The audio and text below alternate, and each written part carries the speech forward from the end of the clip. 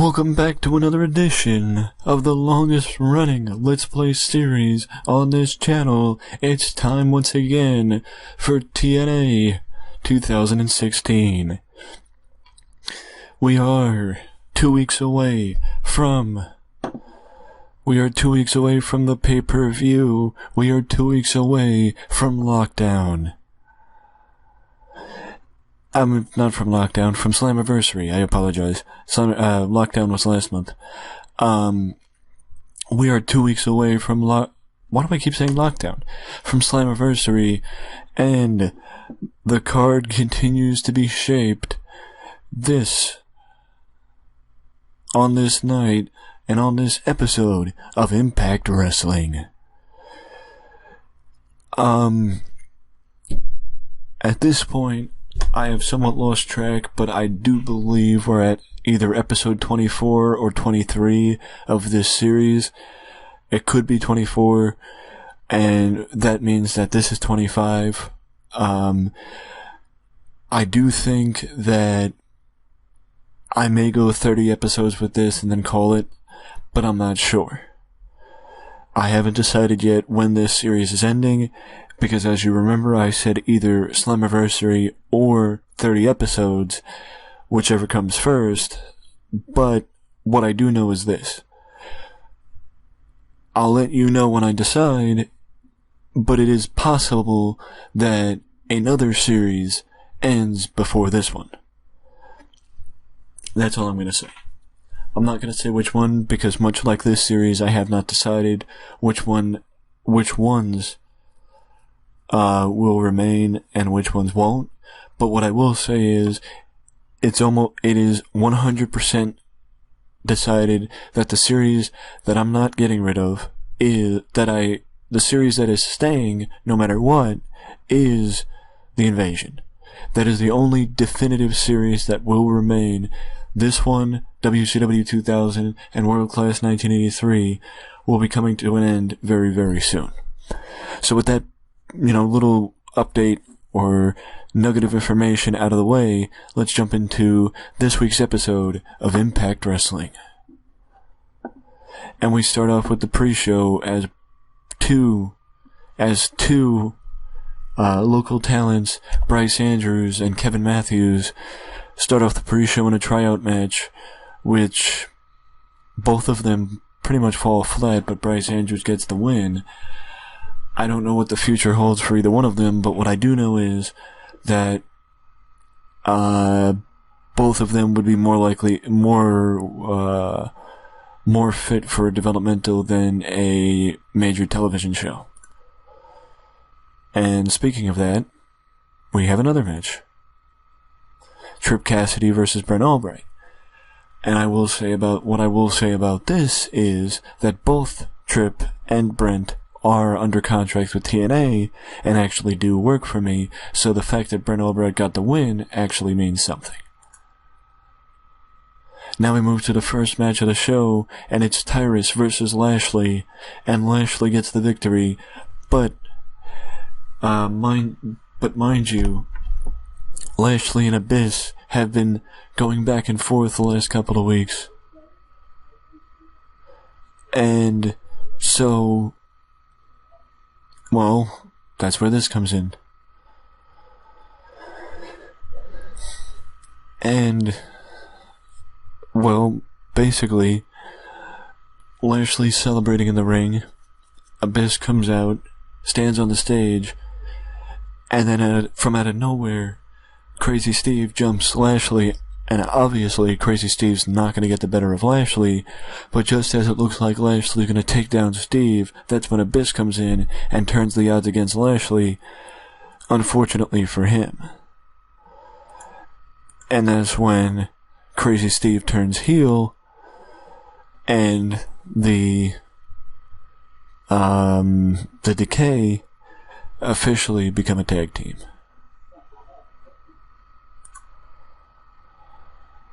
I mean, I realize maybe they were a tag team already at this point, but when I started, Steve was a babyface, so I had to turn him heel. So they couldn't have been a tag team when I started. and also, if I'm correct, the Revolution were still a tag team at the beginning of 2000, but I could be wrong.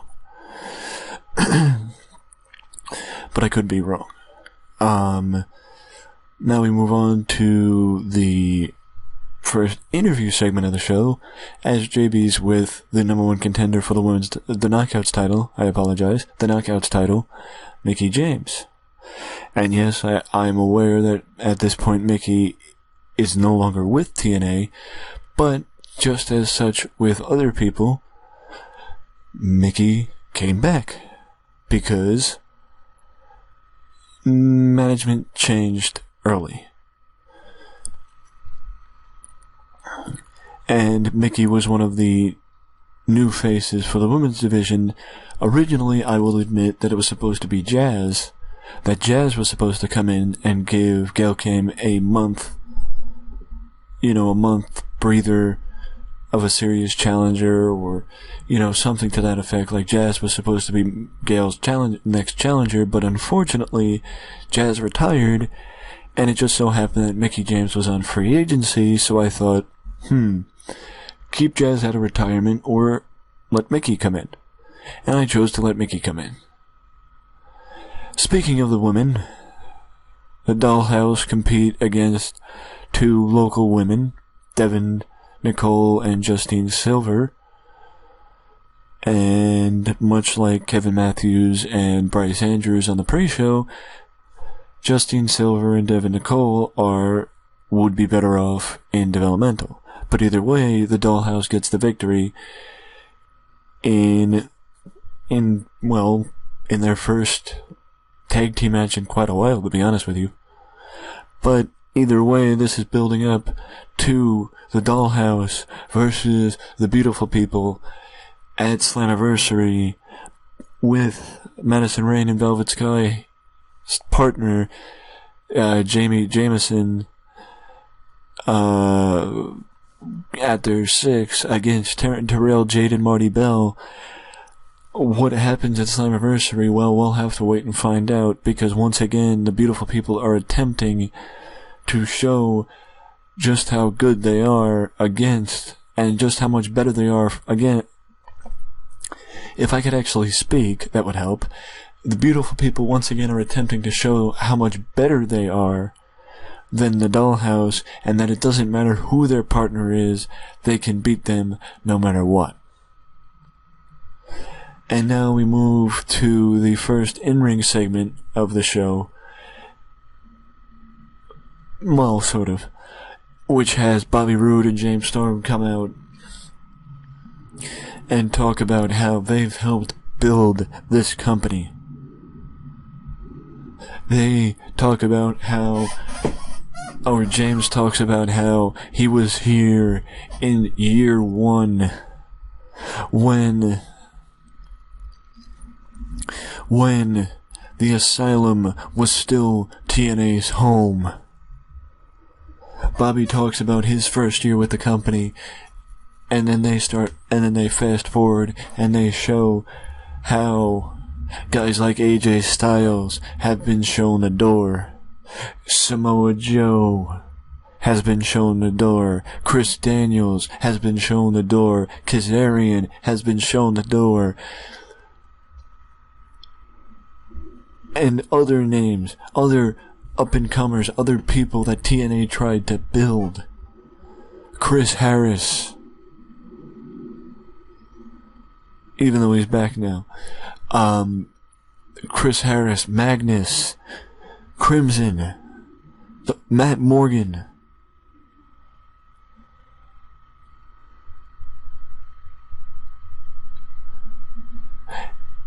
And others have been shown the door, but we have stayed.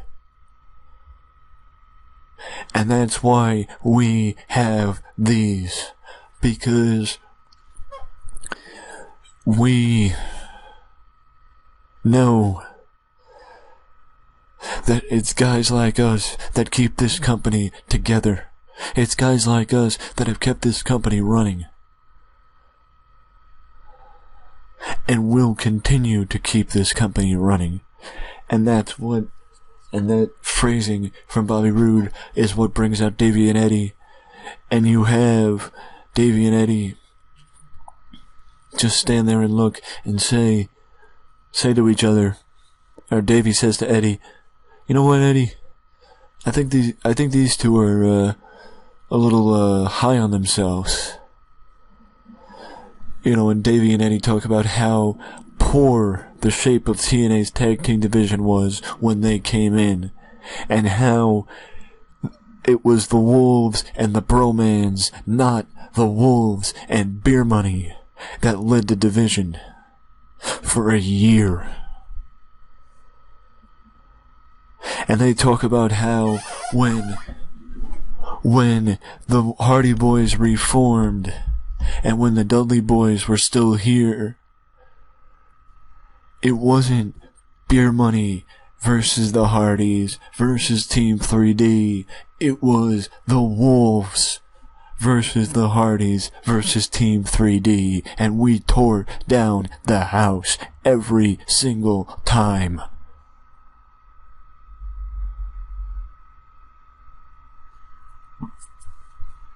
And then Eddie looks over at James Storm and says, "You know what, James? You want to say that you've been carrying this company on your back? You and Bobby have been holding this company together. You know what? The only thing you know how to do is you know how to make people hate you. That's why you won tag team titles with Chris Harris. That's why you won titles with Bobby Roode. That's why you won them with Abyss.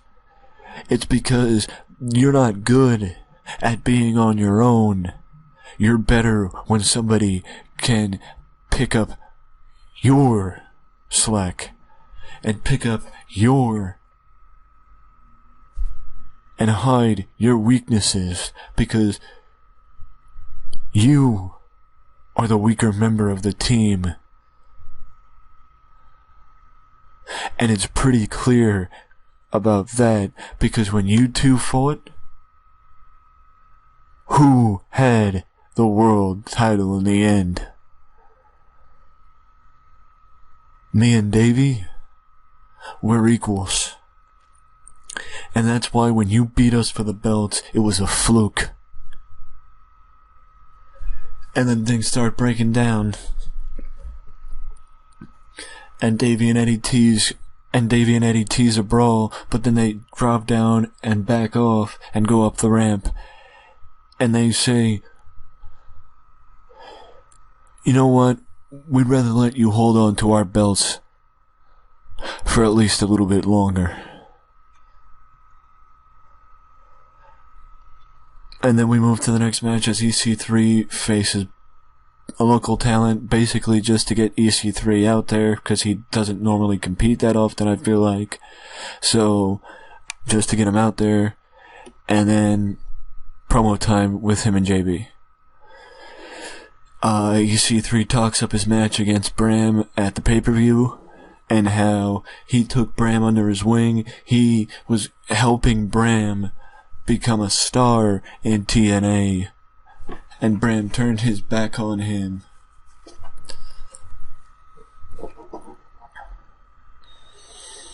And you know something? That's okay. Because I'd rather have these people behind me than Bram and Rob Echoes. And then we move to the next segment with two of the lesser used tag teams in Crime Time and the Von Erich Boys competing basically to get them some TV time, much like what evolved from Lashley and with Lashley and Abyss, where maybe something evolves here, where just letting him compete and letting him have time on TV and letting him, just get wins, maybe something comes up. Who knows? But either way, they get the win. And then we move to a sit-down interview with Mike Tenay and Broken Matt Hardy. And I don't know if you can see, but Mike Today was unscripted, which means Matt Hardy was unscripted, and the reason for that is one reason. It's because Matt Hardy can be the only one who knows what to say. And that, my friend, is the first segment with Matt in his broken gimmick.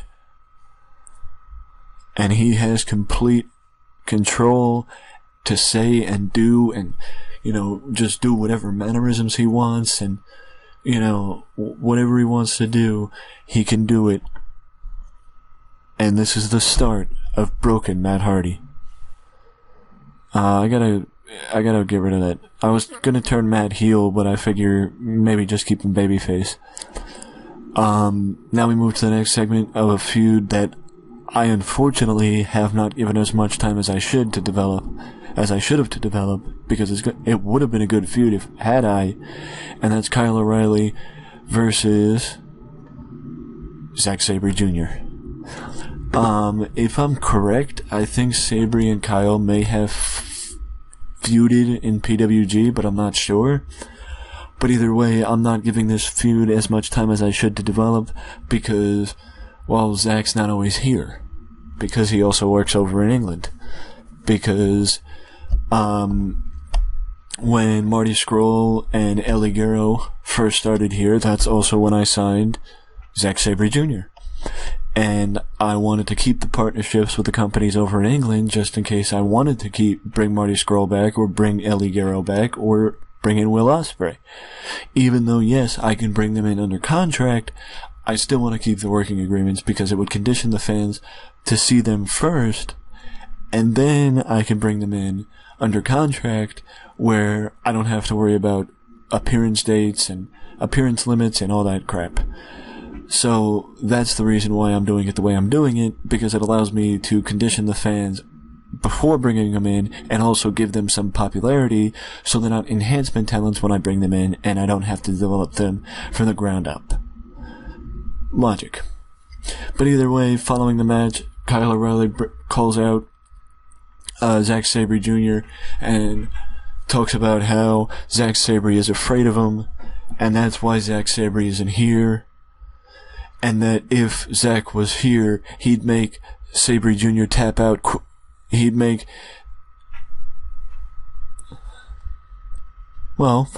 He'd make Zack Sabre Jr. tap out quicker than a Ronda Rousey loss.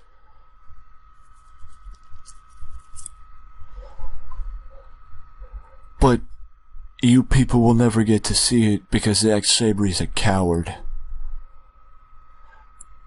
And I want Zack Sabre to meet me face to face in this ring at Slammiversary and prove he's not a coward. 'Cause if he doesn't, then he's just proving my point.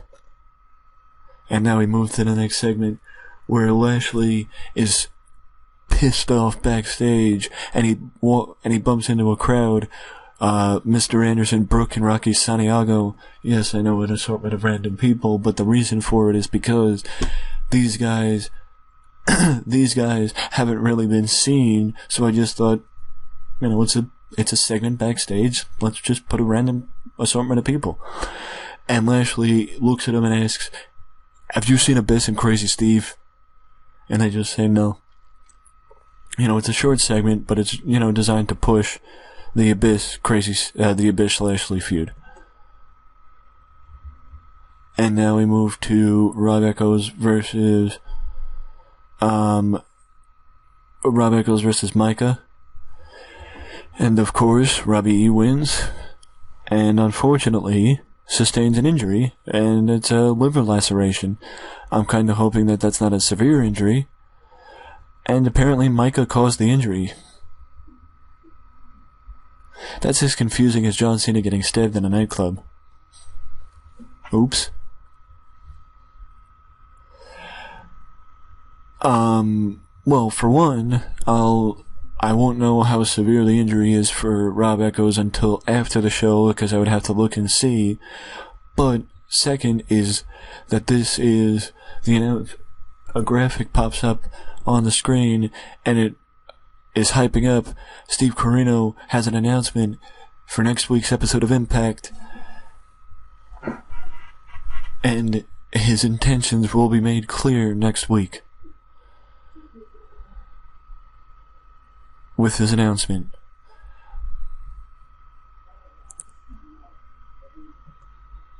And then we move backstage with Anderson, as Anderson's talking up his match from last week against Jesse Goddard, and how Jesse gained respect for Jesse Goddard from last week. And if you don't know what I'm talking about, last week Anderson and Jesse Goddard went to a time limit draw and had a handshake at the end of the match. They had a handshake at the end of the match. So Anderson says he gained, with the match last week, he gained respect for Jesse. And would love to step into the ring against him again, putting out the challenge for Jesse Goddard at Slammiversary. Can I turn Jesse? No, I think I'm going to hold off his turn, because I think I'll change his gimmick too. And the main event tonight, Rey Mysterio versus Homicide. And wow. Wow, the match got an 83. Holy crap. Rey got a 94 in-ring performance. Josh Matthews did crappy on ringside commentary. Maybe Josh should do the sit-down interviews. And Mike and Pope should be the commentators. Meh, anything would be better than JB, Josh, and Pope. Oops, sorry. I mean, it's not that I don't like it, it's just that if you want a new sound for a show, you don't go with the guy who's been the ring announcer for the last 15 years. That's just me. But either way, an awesome main event, or a really good main event, between Homicide and Rey Mysterio, as Rey competes in what is his tune-up match for his title defense at Slammiversary against Kurt Angle. So, and as you saw at the beginning when I first started recording, I had a heated confrontation set to end the show between Kurt and Rey, because I thought this was the go-home show for the pay-per-view, but actually next week is the go-home show for the pay-per-view. So we have one more week of television before Slammiversary. And another momentum builder as we increased our popularity in 18 regions this week with another display of, well, a successful week for TNA and a 74 final rating. And I just want to say, even though this series is likely coming to a close very soon, feedback is still welcomed and appreciated. So if you would like to tell me what you think of this series and how long you think it should keep going for, let me know in the comment section below. And if you also have somebody you would like to see in TNA, even on an appearance contract or on loan, let me know down in the comment section. But if you don't want to leave a comment, you can always leave a like and subscribe to the channel for more content just like this that you can only find right here at Wrestling Express. Till next time. Later.